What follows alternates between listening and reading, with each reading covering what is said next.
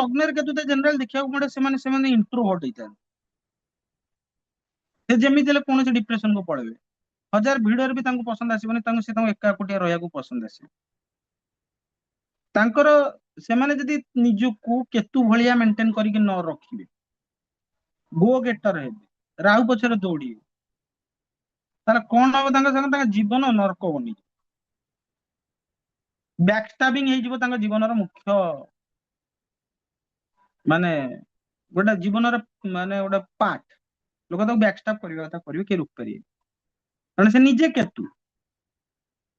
ସିଏ ଯାଇକି ଲୋକମାନଙ୍କ ସହିତ ମିଶିବ, ତାକୁ କେତୁ କଟ୍ କରିବ ନିଶ୍ଚିତ ଭାବରେ।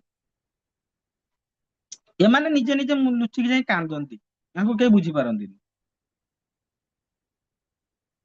ଆଉ ତାଙ୍କର ମାନେ ତାଙ୍କର ପ୍ରୋବ୍ଲେମ ଥାଏ ବହୁତ, ମାନେ ନିଜର ଇମୋସନକୁ ଇଏ ନ କରିବା, ସେଲ୍ଫ କନଫିଡେନ୍ସ ଜମା ନଥାଏ ତାଙ୍କର, ସେଲ୍ଫ ଡାଉଟ ପ୍ରବଳ ମାତ୍ରାରେ, ହବନି ସେ ସବୁ ବୁଝିବେ।